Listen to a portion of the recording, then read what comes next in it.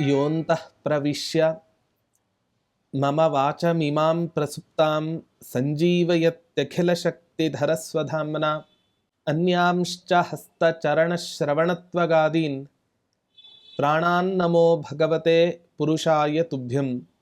ಪೂಜ್ಯಾಯ ರಾಘವೇಂದ್ರಾಯ ಸತ್ಯಧರ್ಮರತಾಯ ಚ ಭಜತಾಂ ಕಲ್ಪವೃಕ್ಷಾಯ ನಮತಾಂ ಕಾಮಧೇನವೇ. ದುರ್ವಾದಿಧ್ವಾಂತರವಯೇ ವೈಷ್ಣವೇಂದೀವರೇಂದವೇ ಶ್ರೀರಾಘವೇಂದ್ರ ಗುರವೇ ನಮೋ ಅತ್ಯಂತದಯಾಲವೇ. ತಪಸ್ವಾಧ್ಯಾಯ ಶುಶ್ರೂಷಾ ಕೃಷ್ಣ ಪೂಜಾರತಂ ಮುನಿಂ ವಿಶ್ವೇಶಮಿಷ್ಟದಂ ವಂದೇ ಪರಿವ್ರಾಟ್ ಚಕ್ರವರ್ತಿನಂ. ಶ್ರೀ ಗುರುಭ್ಯೋ ನಮಃ. ಹರಿ ಓಂ. ರಾಯರ ಸಹಸ್ರ ನಾಮಾವಲಿ ಚಿಂತನೆಯಲ್ಲಿ ಇವತ್ತಿನ ದಿನ ರಾಘವೇಂದ್ರ ತೀರ್ಥರ ಅಸಾಧಾರಣವಾದ ಒಂದು ಶಕ್ತಿಯನ್ನು ಕೃಷ್ಣಾವಧೂತರು ಹೇಳ್ತಾ ಇದ್ದಾರೆ. ಓಂ ಬಂಧವೇ ನಮಃ. ನಿನಗಿಂತ ಇನ್ನಾರು ಅನಿಮಿತ್ತ ಬಾಂಧವರು ಎನಗೆ. ಅನಿಮಿತ್ತ ಬಾಂಧವರು ಅಂತ ಹೆಸರಿರೋದು ಕೇವಲ ಪರಮಾತ್ಮನಿಗೆ ಮಾತ್ರ. ಇವತ್ತಿನ ದಿನ ಅನೇಕ ಬಂಧುಗಳನ್ನು ನಾವು ನೋಡ್ತೇವೆ. ಎಲ್ಲ ಬಂಧುಗಳು ನಮ್ಮ ಜೊತೆ ಇದ್ದಾರೆ ಅಂತ ಹೇಳಿದ್ರೆ ಏನಾದರೂ ಒಂದು ಕಾರಣ ಇದ್ದೇ ಇರುತ್ತೆ. ಬಂಧುಗಳನ್ನು ಯಾವತ್ತೂ ಕೂಡ ನಾವು ನಂಬಲಿಕ್ಕೆ ಸಾಧ್ಯವೇ ಇಲ್ಲ.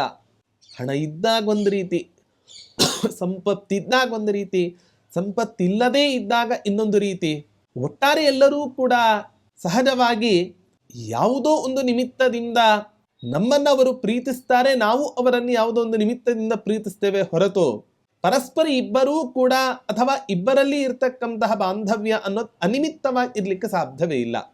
ಆದರೆ ಪರಮಾತ್ಮನಂಥ ಅನಿಮಿತ್ತ ಬಾಂಧವರು ಭಗವಂತ ಯಾಕೆ ನಮಗೆ ಬಂಧು ಅಂದರೆ ಯಾವ ಕಾರಣವೂ ಇಲ್ಲದೆ ಆ ಪರಮಾತ್ಮ ಇವತ್ತಿನ ದಿನ ನಮಗೆ ಬಂಧುವಾಗಿದ್ದಾನೆ.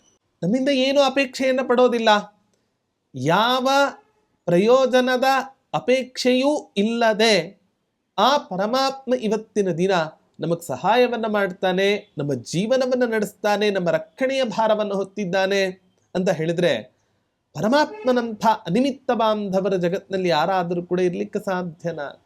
ಹಾಗಾಗಿ ಬಂಧವೇ ನಮಃ ಅಂತ ಹೇಳಿದರೆ ಭಗವಂತ ಅನಿಮಿತ್ತ ಬಾಂಧವನಾಗಿದ್ದಾನೆ. ನನ್ನಿಂದ ಯಾವ ಪ್ರಯೋಜನವನ್ನೂ ಕೂಡ ಅಪೇಕ್ಷೆ ಪಡದೆ ಇವತ್ತಿನ ದಿನ ನಾನು ಯಾರನ್ನಾದರೂ ಒಬ್ಬರನ್ನ ಪರಿಚಯ ಮಾಡಿಕೊಂಡ್ರೆ ಅವರಿಂದ ನನಗೇನು ಲಾಭ, ನನಗೇನು ಪ್ರಯೋಜನ ಅಂತಲೇ ನಾವು ವಿಚಾರವನ್ನು ಮಾಡುತ್ತೇವೆ ಹೊರತು ವಾಸ್ತವಿಕವಾಗಿ ಪ್ರಯೋಜನ ಇಲ್ಲದೆ ಯಾವ ಪುರುಷರೂ ಕೂಡ ಈ ಪ್ರಪಂಚದಲ್ಲಿ ಪ್ರವೃತ್ತಿಯನ್ನು ಮಾಡೋದೇ ಇಲ್ಲ ಅನ್ನೋದೊಂದು ಸಾಮಾನ್ಯ ನಿಯಮ.